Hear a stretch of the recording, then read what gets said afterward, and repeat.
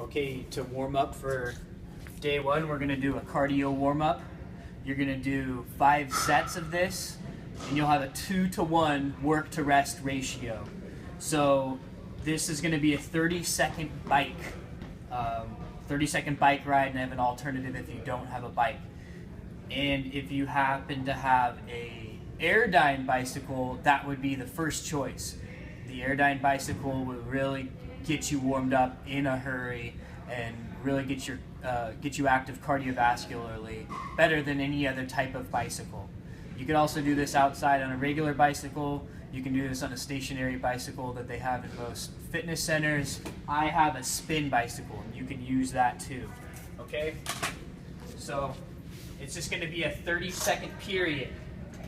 30 seconds of work and then 15 seconds of rest. Now, riding the bike, just be concerned about your knee angle and trying to be active in the back of your leg during your bike. If you're coming too far forward into your knees, if your knees are caving in, those are going to be less than optimal angles. You want to be tracking out, and you kind of want to sit your butt back so your butt is back on the seat. And driving, also with your torso posture, try not to slouch, try not to round and shrug your shoulders, try to sit with really good posture on the bike. So you just do 30 seconds on, 15 seconds off. It could be like a 30-second sprint and a 15-second slower pace, but if you're on the airdyne especially, you'll probably want to take a rest period there. If you don't have a bike, you may also substitute the rowing machine. You can just do the rowing machine instead.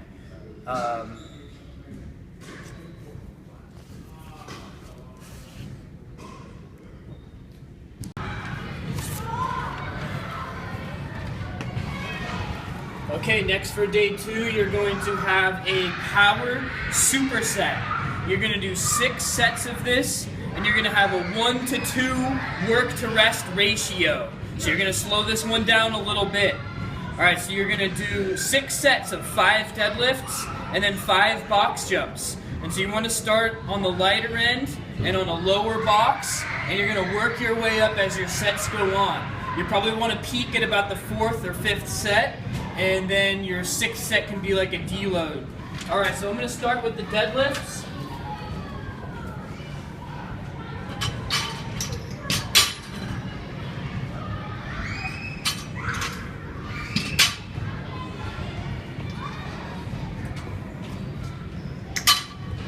So really focus on your posture on these ones. Here are the cues. Start with your feet directly underneath your hips, so it's going to be a narrower stance. Unless you are somebody who happens to have a longer legs relative to your torso, in which case you'd probably want to take a sumo stance. So I would go double hip width to start there. My hands would be inside of my feet, but I'm going to take a conventional stance. Most people, I'd say 80% of people will take a conventional stance. Get your shins real close to the bar. Probably have an alternate grip here to get better grip. See how as I approach the bar, I keep my knees back, but I shoot my butt back and my torso angle comes forward. That's where I want to be for the deadlift. Now, think about with your upper body, pulling your shoulder blades down and back. And also, it's almost like you're pushing the ground down, so you're going to flex your pecs and your lats. With your abs, you're going to take a breath in. When I go to the bottom, I'll take a breath in, and then I'll stabilize my abs by squeezing them out, pushing your abs out. So get in position, take a breath in, hold it, and then I'll keep it close to my body as I come up, and finish all the way through. And flex your legs at the top, flex your abs, and your quads. Now as I go down, first thing, push the hips back, keep the bar right on your leg, and then you come down here. Notice also in this bottom position that my shoulders are in front of the bar. And that's where you want to be. So you don't want to be here. This is more of a, we're not doing a clean This isn't Olympic lifting, this is more like powerlifting style. So I want my butt back and shoulders in front of the bar, and I'll complete my reps there. Flow through it. Okay, so then I would rest, 20 to 30 seconds. And then I got my box jump. Box jump there's some safety considerations. This floor that I'm using is not very sticky. So I want to make sure that my box is against the wall. So when I jump into the box, I'm not going to knock it over or slide out. Okay? And then jumping mechanics, I'll jump all the way onto the box, get my heel all the way onto the box, arms back, hips back, and then try to land fairly soft.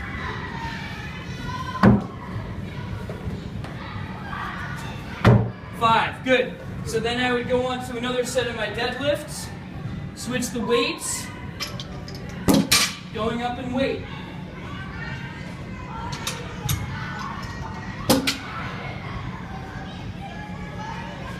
Get my set.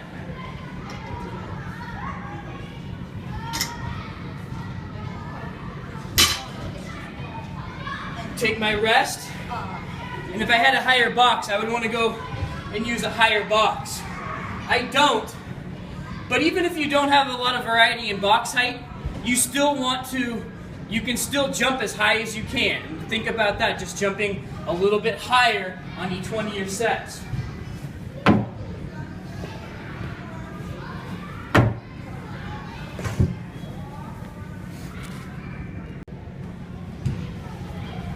Next for day 2, you're gonna have a strength circuit. You're going to do 6 sets of this, and you're going to have a 2-to-1 work to rest ratio, so you're going to pick up the tempo here.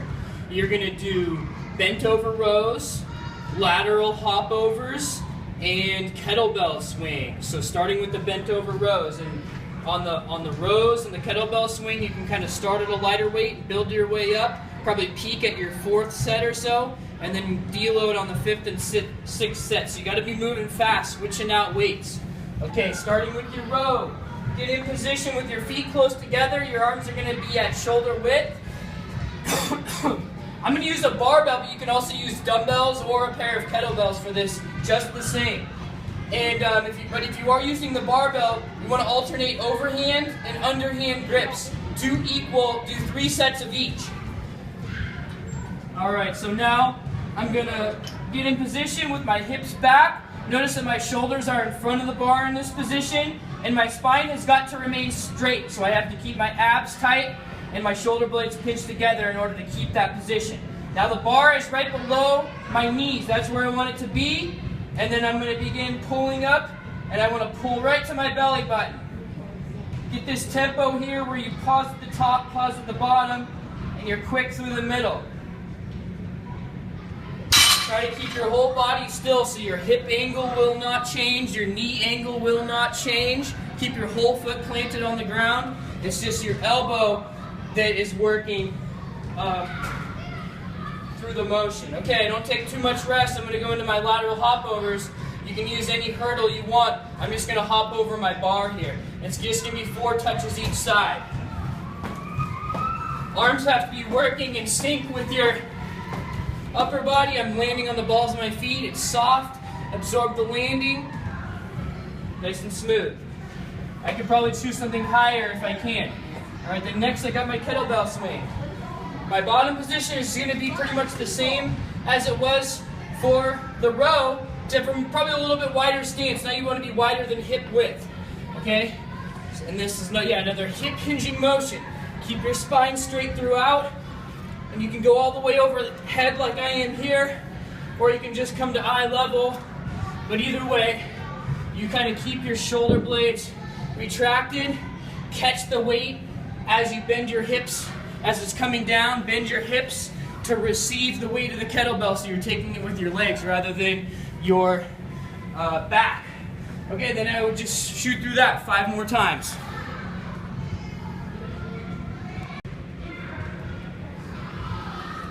Okay, next for day 2, you have a band circuit. It's going to be 4 movements. You're going to do 4 sets of this, and then it's a 2-to-1 work to rest ratio, so not that much rest. Okay, we're going to start with a band pay-off press, and everything's going to be 10 repetitions. And for the two-sided ones, you're going to just do one side per set. So for the one-sided ones, you're actually only going to be doing 2 sets per side. Okay, so pay-off press, I'm going to set the band at chest height or so. I'm going to get some tension on it.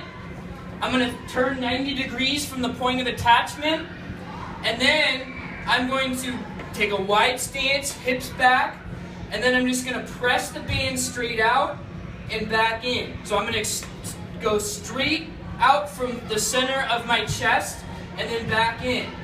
And in order to, the further away I get from my chest, the more difficult it will be to keep it straight because it's going to want to pull me that way. So you really have to work your abs and squeeze your chest to go through that motion. And go nice and controlled on this one through your 10 reps. Not too fast. Doesn't have to be too slow either. That's your pay-off press, they're called. So the next one, I'm going to do a band chop. I'd ideally want to have a higher point of attachment here. I just have this part, but it's fine because I can kneel down alternative. So if it were high enough, I can stand and do this motion, but it's not high enough, so I'm going to kneel. So I would have my inside knee down.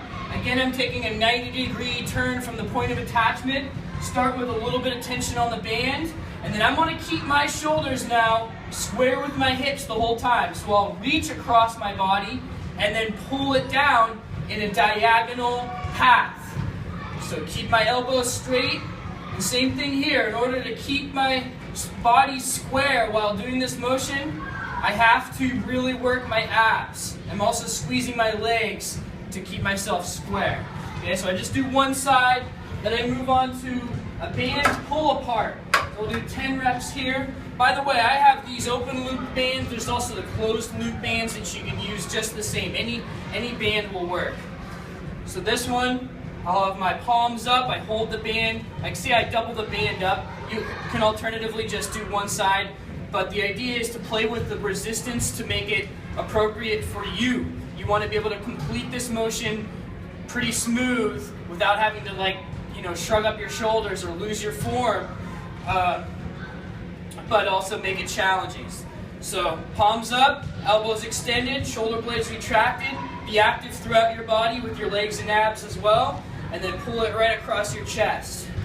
This tempo works right here. Fairly quick, but controlled. 10 reps, good. And then the last one will be a band press. A one-arm band pull. So, and actually it could be 1 or 2 arms, it doesn't matter. So if you did it 2 arms, and you would just do 1 set of 10 every time. And if I did 1 arm, then I'd do 1 side each time. Okay, so in either case though, sit your hips back, bend at the waist, keep your knees back, retract your shoulder blades, and then you'll pull it in to your chest. Don't let your shoulders round forward or have your shoulders shrug during the motion. 10. If I did it 1 arm, I'd really have to work even harder not to turn my shoulders. I want to keep my shoulders square if I do it with 1 arm.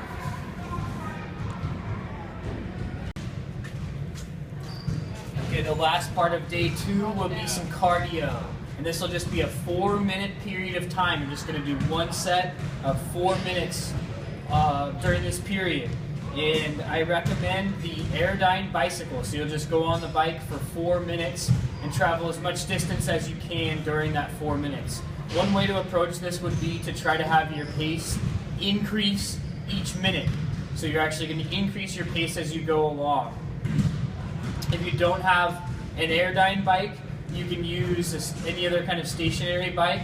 You may want to consider, because it will be less intense without the arm action, to increase the amount of time, so it might be 6 or 8 minute period that you want to do that. Alternatively, you can use a rower and just do a 4-minute row.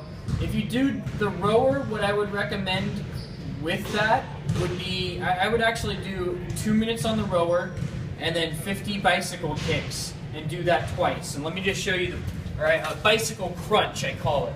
So have your lower spine flat on the ground, one leg's extended while the other one is bent, and then I'm going to have my hands by my ear and just turn my shoulders to the elevated knee, and then just switch, switch, switch, switch, and the repetitions would be counted 1, 2, 3, 4.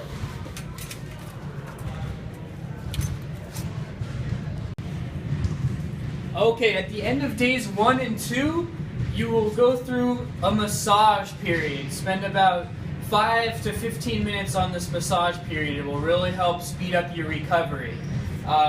2 main implements you can use, foam roller and a lacrosse ball. You want to address all of your major muscle groups. So I'll talk about how to get into your glutes, quads, hamstrings, calves and shin, your foot, and then also talk a little bit about your abdominals, your chest, your upper back. So starting with your butt, getting on this, leaning to one side, and you'll see this sort of rolling motion. I'm going to be actively rolling from one side to the next. In general, if you want to just sweep your whole body, do about 15 seconds per side. But if there's one part that's per side, per muscle group, but if there's one particular area, like my left glute is especially tight, I might want to spend more time on that area. Now going to your quad, I'll lean forward, and there's really a skill to getting your body in position to do these really well, and it's actually kind of work for your arms because you got to be kind of balancing your weight on your arms. And if you notice what I'm doing with my leg, I'm trying to get, imagining my leg as a cylinder, and I want to get all parts of the cylinder. So right now I'm getting the inside of my quad, now I'm getting the middle of my quad, now I'm on the outside of my quad and my lateral leg muscles. Now I can go to underneath to my hamstring under here. And to get really the inside of the hamstring, I have to sort of open up like this. And you'll notice I'm going from my knee to my hip in all of these different positions. Work the whole angle. Then I can go to my other leg. Now going down to my calf.